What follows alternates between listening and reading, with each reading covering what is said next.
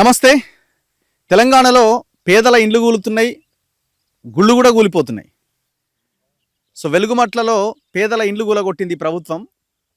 నర్సంపేట్ నియోజకవర్గం ఖానాపురం మండలం అశోక్ నగర్లో ఒక పురాతనమైన దాదాపుగా 800 సంవత్సరాల పూర్వం నాటి గణపతి దేవుడి కాలం నాటి కాకతీయుల కాలం నాటి ఆనాడు నిర్మించిన ఒక చారిత్రక కట్టడాన్ని, చారిత్రక గుడిని కూల్చేసింది. దీనికి వాళ్ళు చెప్తున్న కారణం ఏంటంటే, మేము ఇక్కడ ఒక ఇంటిగ్రేటెడ్ స్కూల్ కట్టాలనుకున్నాం, ఒక కాంట్రాక్టర్ దీనికి ఇచ్చేసాం, సో ఆ కాంట్రాక్టర్ కూలగొట్టిండు, జేసీబీ పొరపాటున తగిలింది, ఆ గుడి కనవలేదు, ఇట్లా రకరకాలుగా తప్పించుకోవడానికి మాట్లాడుతున్నారు. చాలా క్లియర్గా ఇక్కడ గుడి ఉన్నది తెలుసు, సమాజం అంతటికి తెలుసు, ఈ గుడి యొక్క నేపథ్యం, చరిత్ర మొత్తం తెలుసు. ఎందుకంటే ఈ గుడి ఏదో మామూలుగా ఒక ప్రాంతంలో కట్టబడి వదిలేసినటువంటి గుడి కాదు ఇది. దీనికి ఒక చాలా పెద్ద చరిత్ర ఉన్నది. ఇది ఆర్కియాలజీ పురావస్తు శాఖకు సంబంధించిన డిపార్ట్మెంట్ కూడా దీన్ని గుర్తించింది. ఇప్పుడు కాదు, 1965లోనే దీన్ని గుర్తించి దీన్ని అభివృద్ధి చేయలేకపోయింది. ఎందుకంటే ఫండ్స్ ఇవ్వదు కదా గవర్నమెంట్ ఎక్కడా కూడా. సో ఫండ్స్ లేకపోవడంతో దీన్ని గుర్తించినప్పటికీ ఇందులో ఉన్న శాసనాలు, తెలుగు శాసనాలు ఉన్నాయి, అందులో గణపతి దేవుడు, ప్రతాపరుద్రుడు ఆనాటి శాసనాలు ఉన్నాయి. ఆ శాసనాలు కూడా పూర్తిగా ఇందులో నేలమట్టమైనవి. ఒకసారి ఆ ప్రాంతంలో నేనున్న ఇప్పుడు, ఇది నర్సంపేట్ నియోజకవర్గం, ఇక్కడ ఎమ్మెల్యే దొంతి మాధవరెడ్డి, ఖానాపురం మండలం ఇది, ఖానాపురం మండలంలో ఉన్న అశోక్ నగర్ అనే ప్రాంతం ఇది. సో ఒకసారి గుడి కూలగొట్టిని చూసే ముందు చుట్టూ ఒక్కసారి మనకి ఈ మట్టి కోట కనబడుతుంది చూడండి. ఇది అసలు విషయం చెప్పాలి, దీని నేపథ్యం ఏంటి అన్నది. దీని చుట్టూ మనకు కనబడుతున్నది ఇది మట్టితో నిర్మించినటువంటి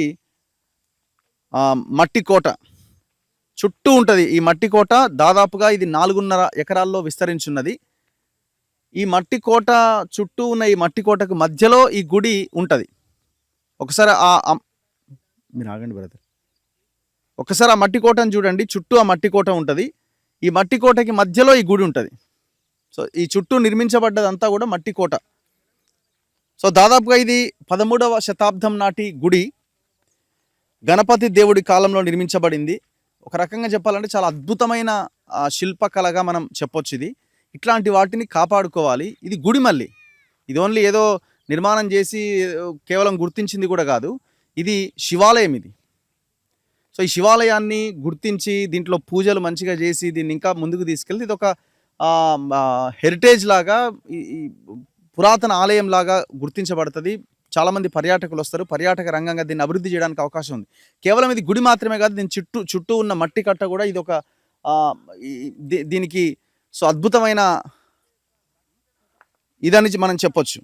ఒకసారి మనం లోపలికి వెళ్దాం. సో ఇది శివాలయం, కూలగొట్టిన శివాలయం ఇది. సో ఎంత అద్భుతమైన కన్స్ట్రక్షన్ ఒక్కసారి మనకు అర్థమవుతుంది. సో ఈ శివాలయం లోపల శివుడికి సంబంధించిన అంటే ఈ పూజలు ఇవన్నీ కూడా ఒకప్పుడు జరిగేవట. తర్వాతి కాలంలో సో ఇది ఒక పొదల లాంటి ఏరియాగా మారిపోవడంతో ఎవరు ఇక్కడికి రాలేకపోతున్నారు. కానీ ఇది పురావస్తు శాఖలో గుర్తించబడినటువంటి టెంపుల్ ఇది. ఒకసారి ఈ కన్స్ట్రక్షన్ చూడండి, ఎంత అద్భుతమైన కన్స్ట్రక్షన్, మానవ నిర్మిత కన్స్ట్రక్షన్ ఇది, నిర్మాణం ఇది. ఆనాటి శిల్పకళకి మనం ఒక పర్ఫెక్ట్ ఉదాహరణగా, ఎగ్జాంపుల్గా మనం చెప్పొచ్చు. సో దీన్ని ఇక్కడ ఏదైతే ఇంటిగ్రేటెడ్ స్కూల్ కోసం కాంట్రాక్టర్కి అప్పచెప్పారో ఆ కాంట్రాక్టర్ ఏం చేసినట్టు కూలగొట్టిండు. ఇక్కడ ఆడాడి కాషాయ జెండాలు కనబడుతున్నాయి, బాగానే ఉన్నది. కానీ మరి లీడర్లు ఎవరు వచ్చిర్రు? బండి సంజయ్ వచ్చిండా? బండి సంజయ్ వచ్చిండా? ఐడికి ఏమన్నా రానట్టుంది. మరి ఇప్పుడు వేరే హిందూ ధార్మిక సంఘాలు కొంతమంది వచ్చినట్టున్నారు. ఎందుకంటే ఇప్పుడు కొన్ని సంఘాలకేమో వీళ్ళు శివుడు అంటే వీళ్ళకి పడదు కొంతమందికి. ఇప్పుడు చిన్నజీయర్ కూడా రావాలి ఇటు, కానీ రాడు, ఎందుకంటే ఆయన ఓం నమః శివాయ అనడు. బండి సంజయ్ కూడా వాళ్ళ కోవలోకి సంబంధించిన వాళ్ళ వీళ్ళంతా.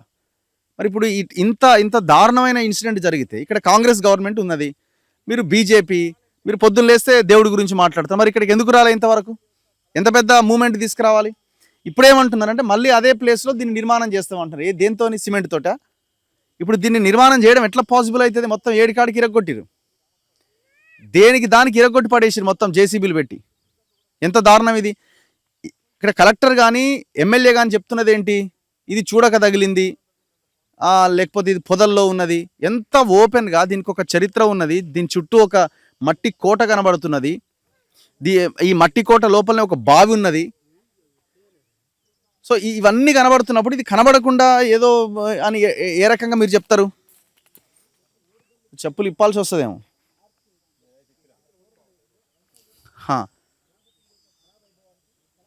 సో చూడండి ఒక్కసారి లోపలికి వస్తావా? ఇక్కడ ఇదా అంటే సో ఇక్కడ శివుడికి సంబంధించిన శివలింగం ఉండే కావచ్చు.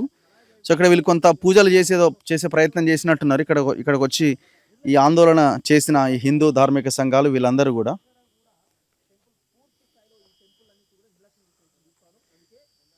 సో ఈ టెంపుల్ చరిత్ర ఒకసారి మనం చూస్తే మనకు కనబడుతున్నది ఏంటి అంటే,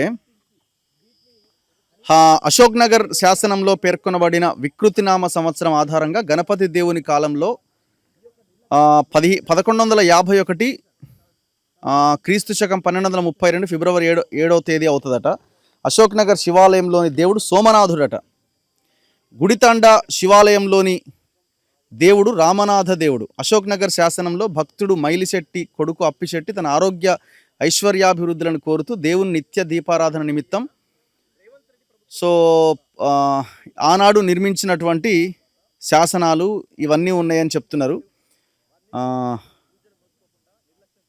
సో ఆ శాసన పాఠం కూడా మన దగ్గర ఉన్నది. స్వస్తి శ్రీ మన్మహరాజాధిరాజులైన గణపతి దేవ మహారాజులు పృథ్వీరాజ్యము చేయుచుండగా వికృతి సంవత్సర మాఘ శుద్ధ చతుర్దశి నాడు శ్రీ సోమనాథ దేవర దీపానకు పలియందయు మైలిశెట్టి కొడుకు అప్పిశెట్టి అని ఒక శాసనం కూడా ఇక్కడ మనకి కనబడతా ఉన్నది. సో